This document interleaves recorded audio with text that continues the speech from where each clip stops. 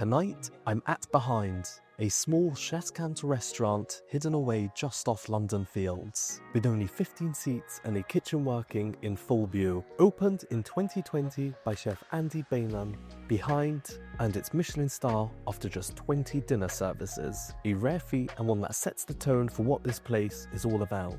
Serious technique served without pretense. Before opening Behind, Andy had worked with some of the UK's biggest names, including Claude Bossy, Phil Howard, Michael Wignell, and was head of development for Jason Atherton for nearly a decade. His style here is focused, quietly innovative, and unashamedly seafood-led, with flavours that are sharp, elegant, and often surprisingly playful. It's an experience that is quietly confident, deeply personal, and fully transparent, both in philosophy and in design. So tonight, let's take a look behind the curtain at what makes Behind one of London's most distinctive Michelin-starred restaurants. It's a single set menu, 10 courses for £125, which means the only choice you've really got to make are the drinks. Wine pairings, they've got one option for £88, and then can upgrade to Crew, comes in 72nd edition with additional £24 on top. Or I should go buy the glass, but I'm just thinking the price of it, they're charging £40 for a glass of Crew, so there's a bit of girl math going on there. The counter's so wide, there's so much space compared to a lot of other chef counter seated restaurant style being too. It's not like your typical chef's counter where, you know, you're sat around the kitchen. It is quite far away from me to the actual kitchen itself. This space I'm going to come eat myself every time. You start with this set plastic with macrubo as well as crab and wasabi, and then here is an acrogalis, the cheapette. And the dressing is called taglido, so that you serve Peruvian dressing. You've got a celery juice as a base, a fermented chili, Iranian frappelli sauce. Straight away with the opening bites, the flavours land with real depth. That cracker, paper thin, super crisp, and pretty much a vehicle for all the herbs and spices piled on top. Really, really Moorish too. For this course, we work with grey mullets that we cut it first and slice really thin, kind of manufacture. In the bottom, this Thai basil emulsion mixed into a few seaweed, a bit of wakame and nori. And on top, we continue with a few drops of this clear gel, as we made with very few bit of jalapeno, red grapes, and sea parsley. The firmness to the fish, there's a bright citrus throughout and plenty of herbal freshness. I really like the play on textures too. The crisp bite from the grape, the gentle chew from the tapioca, and the emulsion ties everything together. For the next 2 courses, we're now in Italy, in Le Marche. This is 100% verdicchio. They've just brought over the next course, which is this prawn, and they've also brought over this glass, which also looks like it's adorned with tiny little prawns. Next up is the head. It was his version of prawns on toast. You can see this kind of like a mousse. Incredible. The tail to the head sauce to the consommé. Only complaint is the shell on the head would be fried, still slightly chewy, slightly dry. The mousse inside from Castex.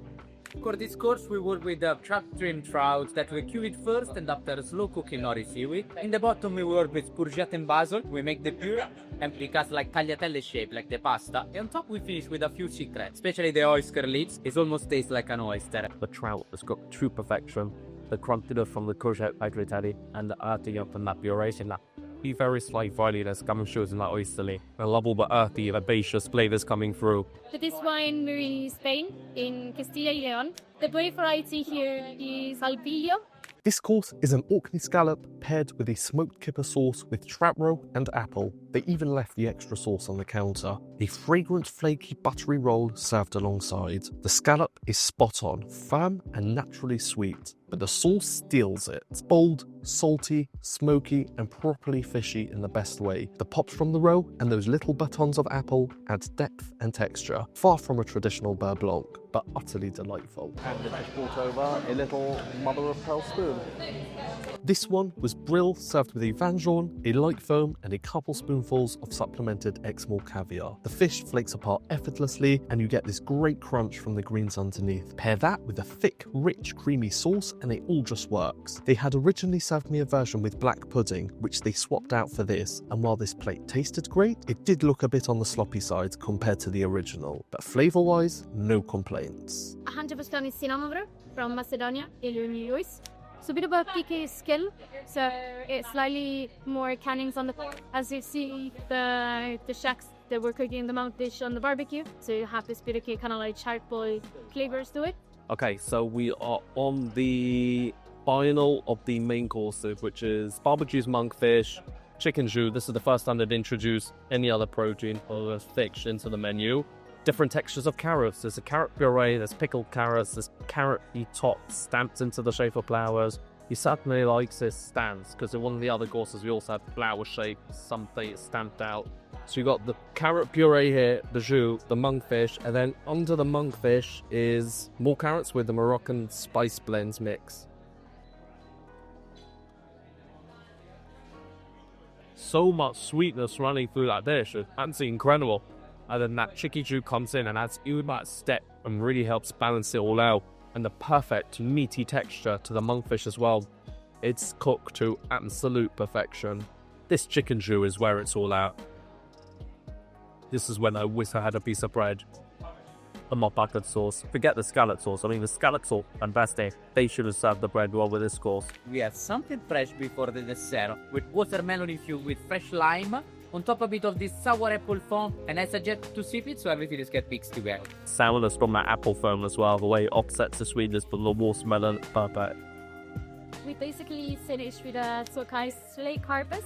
Here the pre-dessert around fresh British strawberry, qui fa una bit of pink popcorn crumble and a few macerated strawberry.